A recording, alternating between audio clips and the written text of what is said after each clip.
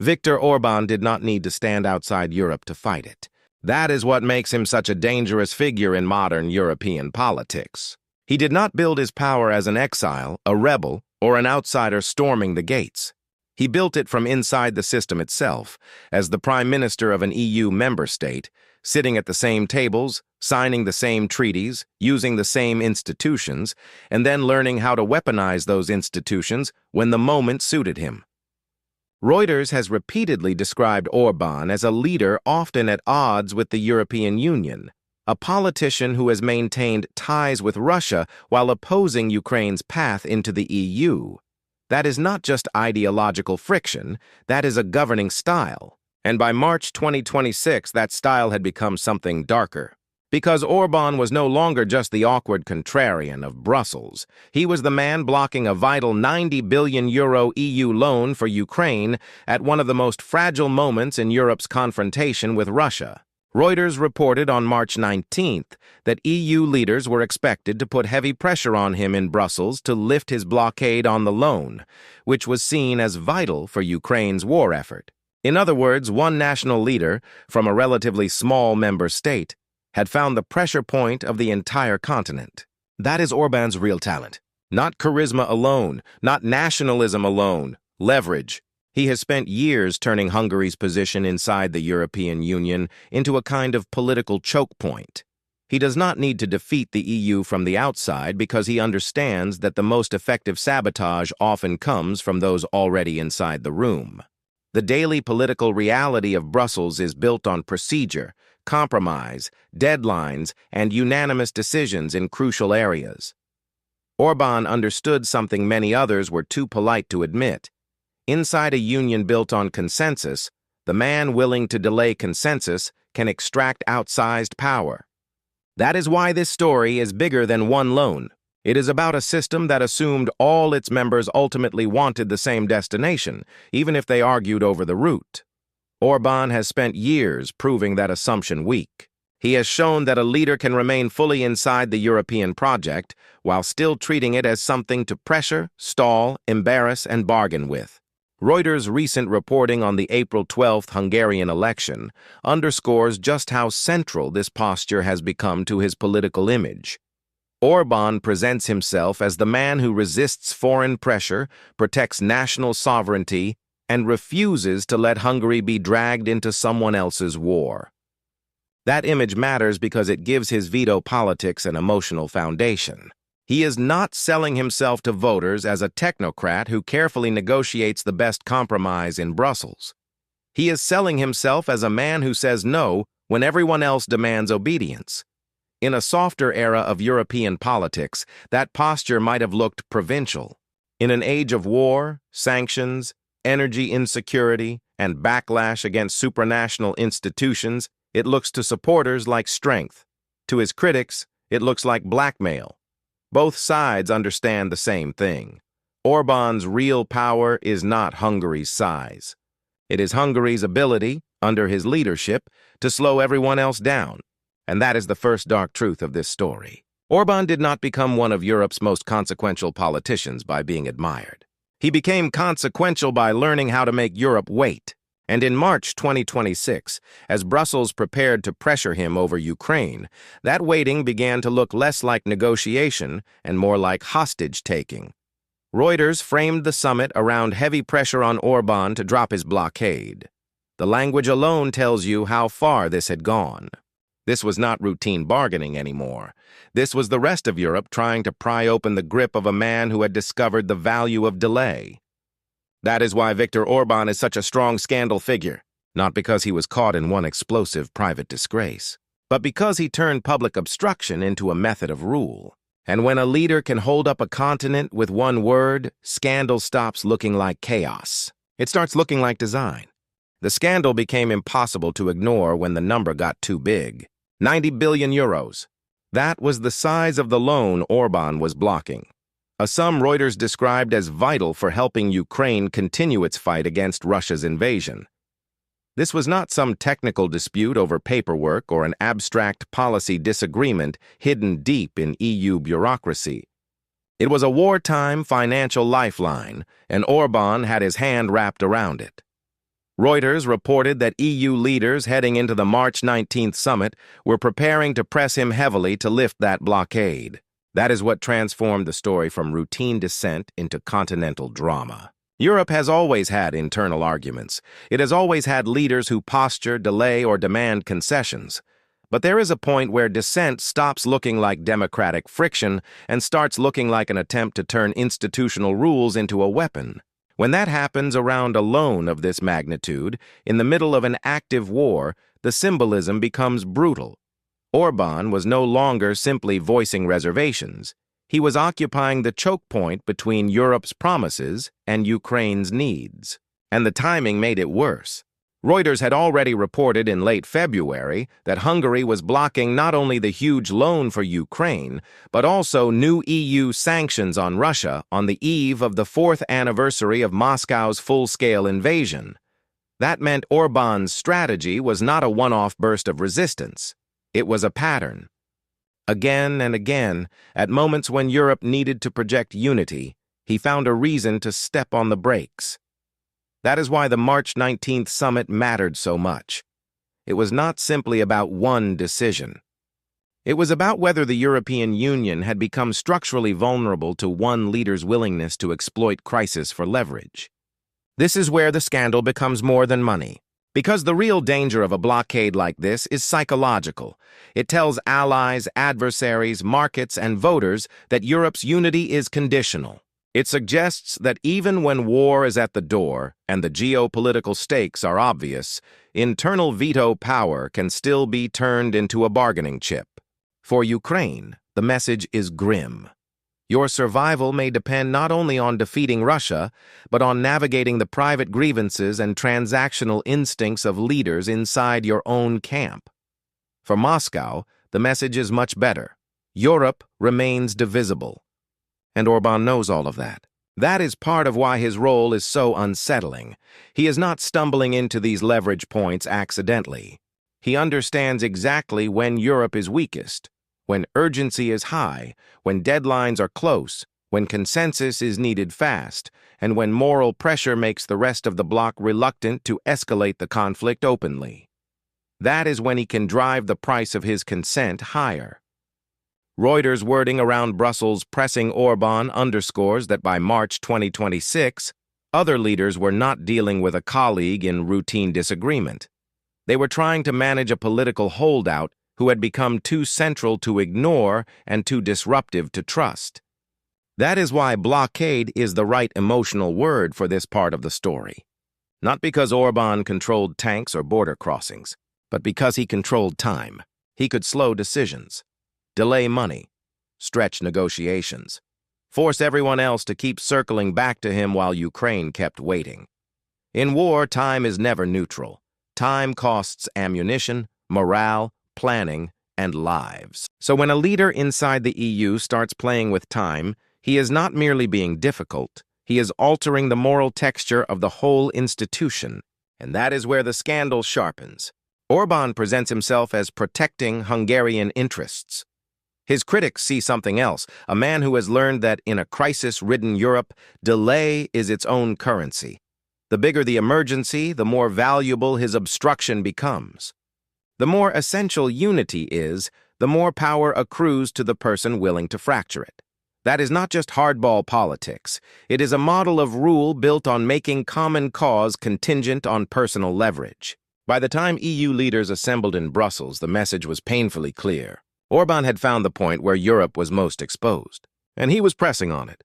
Every hostage crisis has a demand. Orbán's was oil. Reuters reported that Hungary and Slovakia had been cut off from Russian oil through the Druzhba pipeline after damage caused by a Russian strike, though tensions then escalated over repair delays and responsibility. Ukraine denied accusations that it was intentionally slowing the restoration, and the EU offered technical and financial help to fix the line. But by then, Orbán had already reduced the political logic of the standoff to a brutally simple slogan: no oil, no money. That phrase is important because it reveals the mechanism of his veto politics. Orbán was not merely objecting to EU support for Ukraine on ideological grounds. He was turning a regional energy dispute into a bargaining formula. If Hungary's oil security was disrupted, Ukraine would pay a price, not directly on the battlefield, but through the freezing of a massive EU financial package. That is what makes the story feel darker than an ordinary policy quarrel. It is not just obstruction, it is transactional coercion. And the timing of the Druzhba outage mattered. Reuters reported that the pipeline had been out of service since late January, disrupting flows to Hungary and Slovakia, and that repairs could still take weeks even after Ukraine accepted EU help. Meanwhile, accusations flew in every direction. Hungary said Ukraine was using the issue as leverage. Ukraine said a Russian strike caused the damage and denied deliberate delay. The Czech Republic even announced readiness to reverse oil flows toward Slovakia as an emergency workaround. In a normal Europe, this kind of infrastructure crisis might have triggered joint contingency planning. Under Orbán, it became a political weapon. That is where the scandal acquires its real shape. Because once a leader turns energy dependence into veto leverage, the argument is no longer about national hardship alone. It becomes a question of whether a shared European war posture can be priced by the barrel. Orbán's message was brutally legible. Restore what Hungary needs, or Hungary will hold back what Ukraine needs. That is a cold exchange rate for solidarity. And because it was happening inside the EU itself, the moral ugliness became harder to ignore. This is also why Orbán's defenders and critics speak past each other. His defenders say he is doing what any national leader should do, putting Hungary's energy security first and refusing to be morally lectured by Brussels while his country absorbs real economic pain. His critics say that is precisely the mask behind which he conducts strategic blackmail. Both sides are arguing over the same raw fact. Orbán has linked Hungary's oil problem to Europe's Ukraine policy. Reuters' reporting leaves no doubt that this connection is central to the current standoff. And the phrase "no oil, no money" matters for another reason. It sounds good. It is simple, punchy, unforgettable, and made for domestic politics. That is not accidental. Orbán is in the middle of a fierce election season, and slogans like that allow him to frame a continent-wide confrontation as a basic act of patriotic self-defense. Brussels may hear sabotage. Many voters hear strength. In that sense, the Druzhba dispute is not just a foreign policy lever. It is campaign material. This is what makes Orbán such a modern strongman. He can translate technical crises into emotional language faster than his rivals can explain the policy details. Oil flows, pipeline repairs, EU loans, sanctions packages, all of that gets compressed into one hard phrase and one hard pose. That lets him dominate the political story even when he is isolated diplomatically. It also lets him convert international outrage into domestic proof that he is the only man willing to defend Hungary against outside pressure. And that is the darkest truth inside Part 3. Orbán was not just blocking aid. He was teaching Europe a lesson about dependence. If the Union wanted unity, it would have to pay for it. If the Union wanted speed, it would have to bargain for it. If Ukraine wanted money, it would first have to pass through the energy anxieties of one man who had learned to turn crisis into invoice. That is not diplomacy in the noble sense. It is leverage politics stripped bare. And once that logic takes hold, European solidarity stops looking like principle. It starts looking like a commodity Orbán is willing to sell back to the highest bidder. There is a soft way to describe Viktor Orbán. You can call him Europe's dissenter, a nationalist irritant, a stubborn voice of sovereignty in a technocratic union. But after enough vetoes, delays, and bargaining crises, those soft descriptions begin to feel dishonest. Because what Reuters' reporting shows is not a leader who occasionally disagrees with Europe. It shows a leader who has repeatedly discovered how to make Europe wait, and then used that waiting as leverage. In February, Reuters reported that Hungary maintained its veto on both new sanctions on Russia and the massive Ukraine loan. In March, Reuters reported that sanctions were extended only after delays and objections from Hungary and Slovakia. The pattern is the story. That pattern matters because it forces a harder question. Is Orbán simply a problem child inside the EU? A politician who constantly misbehaves but ultimately remains manageable? Or is he something more dangerous? The most effective blackmailer in European politics, a leader who has mastered the art of turning institutional dependence into political payment? That is not a moral flourish. It is a structural question. The more often Europe needs unanimity, the more often Orbán can convert dissent into value. The more urgent the situation, the stronger his hand becomes. This is why his critics no longer see him as just an eccentric nationalist. They see him as proof that the EU's own procedures can be turned against it. And this is not happening in a vacuum. Orbán heads into the April 12th election with real pressure at home. Reuters reported that his Fidesz party faces a serious challenge from Peter Magyar's TISA party after years of economic stagnation and public frustration. J.D. Vance was even reported to be planning a Hungary visit to show support for Orbán ahead of the tight vote. That means every confrontation with Brussels also has domestic electoral value.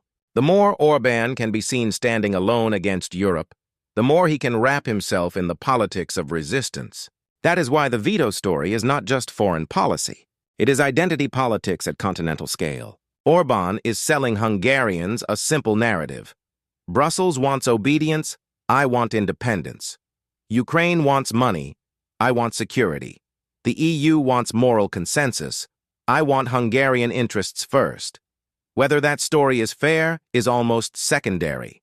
It is politically potent because it makes every external pressure campaign look like proof that Orbán is doing something right. The more European leaders push him, the easier it becomes for him to say, look how hard they are trying to break the one man who refuses to bow. That dynamic is why the rest of Europe finds him so difficult to neutralize. Too much accommodation makes him stronger. Too much pressure makes him stronger. Ignoring him is impossible. Confronting him risks feeding his narrative. This is the strongman advantage inside multilateral politics. The liberal system has procedures, caution, and optics to manage. The strongman has a simpler toolkit. He can delay, provoke, posture, and then convert every reaction into proof of his own indispensability. Orbán did not invent that playbook, but he has used it with unusual skill inside the EU. And this is where scandal becomes system. The scandal is not merely that Orbán disagrees with aid for Ukraine. The scandal is that he has spent years learning how to turn the Union's need for consensus into a private power source. That is why his critics reach for words like hostage-taking and blackmail.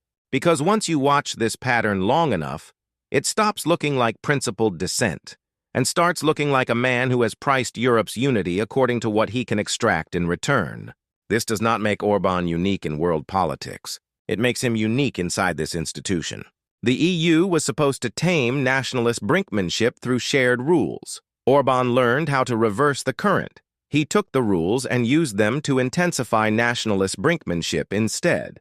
And now the rest of Europe faces an ugly truth. The very structure built to protect collective decision-making may have created the perfect operating environment for a leader like him. So by the time Brussels leaned on him in March 2026, the scandal was no longer personal in the narrow sense. It was civilizational in miniature.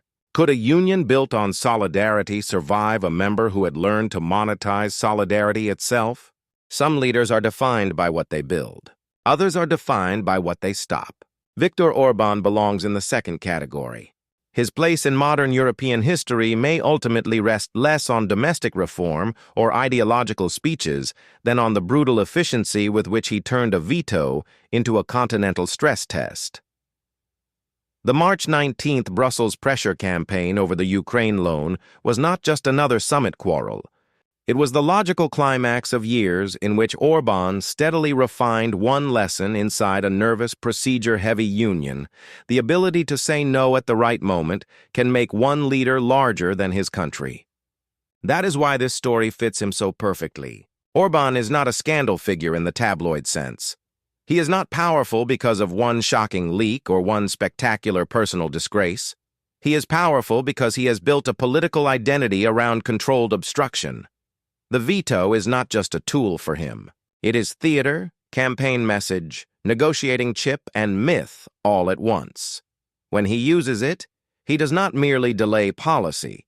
He reminds everyone that Europe still contains men who believe institutions are strongest when bent to national will rather than common principle. And in spring 2026, that identity was under maximum strain. He was facing a close election.